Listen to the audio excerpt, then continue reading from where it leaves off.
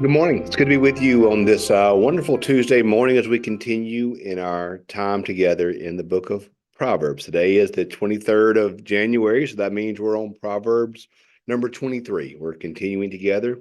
Again, January is a great month to read Proverbs, 31 days, 31 Proverbs. So today we're going to be picking up with Proverbs 23. There's some really interesting passages when we read through this. And verse 4 says, "Do not wear yourself out to get rich. Be wise enough to desist." We see a lot of teaching in Proverbs about, this is the way that leads to work hard, you'll get wealthy, those type things. A lot of common sense advice for how to take care of your money. Yesterday we talked about Wesley's on the use of money and giving.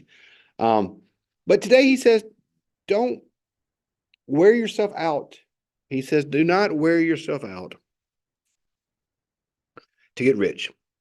Be wise enough to desist. There's a great line I love by Dave Ramsey. We spend money we don't have to buy things we don't want to impress people we don't like.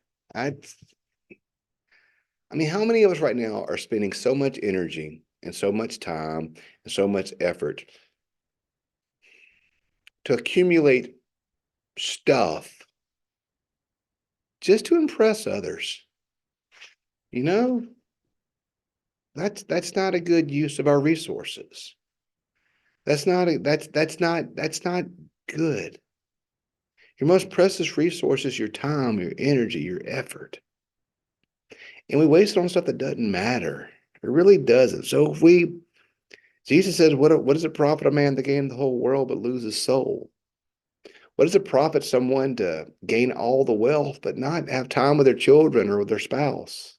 I mean, what does it profit someone, for a husband to work himself to the bone and never spend time with his wife, never spend time with his children? For a wife to work so hard that she never has time for her husband. It's not healthy. A child never has time for their parents. And start singing the old Jim Croce song, Cats in the Cradle. But that's not wrong, is it? It's not wrong. So don't spend. Isaiah says, do not labor for that which does not satisfy. We spend all of our stuff, on that, and what have we gained? So um I really liked verse 22. I really like verse 22 a lot. Um, Listen to your father who begot you, and do not despise your mother when she is old. I've made jokes several times in Proverbs. Every time I see a passage in Proverbs about gray hair being a crown or gray hair being a source of wisdom, hey, as somebody who now has a lot of gray hair, I like to hear that. That's good stuff right there. Let's always speak highly and affirm the individuals with gray hair. I think that's a good policy for life, particularly as my hair and my beard get more gray each day. I told the story one night. My wife came behind me and started tussling my hair, and I thought, "Oh no, she's being so sweet, tussling my hair." So what you doing? She said, "Looking to see if there's any black in your hair," and there isn't any. I'm like, "Oh, okay. Well, thanks for that." Um, but Proverbs is full of. There's several times the Proverbs mentions about that, doesn't it? And today, listen to your father who begot you, and do not despise your mother when she is old. Our culture, especially now, doesn't respect the elderly. They're tired, often weak. They're often a burden to those of us who are young and energetic and have stuff to do, right? So I'm not going to say we despise our mother or despise the elderly, but we don't spend time with them, do we? Like we ought to. We're too busy. We're too busy wearing ourselves out to get rich, aren't we? You know, we're too busy with work and responsibilities. That if we aren't careful, we will miss one of our greatest gifts in life, which is the wisdom of the elderly, which is the counsel of the older. We live in an age that prioritizes youth, which is, hey, we need their energy, don't we? I heard somebody say we need the energy of the young and the wisdom of the old.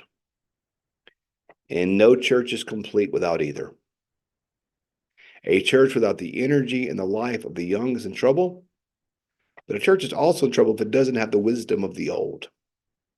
We need them both. Proverbs lifts up to us the counsel and the wisdom that comes from our older family, our older mentors, our older friends.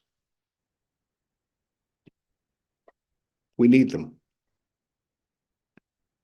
Today, in your life, if you're fortunate enough to have older parents, older grandparents, older aunts, older uncles, think about what a gift they are. What a gift that is to have those older saints in your life who you can turn to for wisdom and counsel and advice. And yes, they may be a little bit slower than they used to be. They may not be as energetic as they used to be. They may be out of step sometimes with the moment. But they have the gift of lived experience. They have the gift of having seen so much. They have the gift of having experienced so much. So listen to your father who begot you. And do not despise your mother when she is old. That's good advice for us today. And I think verse 18 is a really good kind of benediction to all of this. It says, 18 says, surely there's a future, and your hope will not be cut off. That's a good word. It's easy sometimes to forget that there is a future. I think that's one of the things that wisdom can teach us. I think experience can teach us that sometimes in our youth, we think that this moment is the end of all moments. And that, think about when you were younger and your first boyfriend or girlfriend broke up with you. You thought your world had ended. And how could you ever love again? You know, that was that youthful lack of experience, that youthful energy that didn't see fully. When you've lived a little bit, experienced a little bit, you understand that there's always a future. There's always a hope. So surely there's a future. And your hope will not be cut off. So today, you may be in a place where you aren't sure you believe that. I don't know what's going on in your life, but you may be in a place you're like, I don't know. There may not be a future. There may not be a hope. I've been there. I felt that way. We all have at some point. And Proverbs tells us, no, friends. One thing wisdom tells us is that there is a future and that there is hope. And this moment now is not the last moment. And this time now is not the last time. But there will be tomorrow. The sun will rise tomorrow in the east as it always has, and it will set tomorrow in the west as it always has, and all will be well. So today, don't spend your most precious resource, your energy, your life, on getting wealthy. Focus on your family, on your friends, on your faith. And don't disregard the wisdom of the elders, because they can teach us that there's a future. So today, it's going to be a good day, y'all. God has given us a lot of wisdom through Proverbs. We have much we can learn. So today, let's look to the future. Let's hope in Jesus. Let's stay rooted in him. Let's be mindful that he's always with us. So thanks for being with us. I look forward to picking up with chapter 24 tomorrow.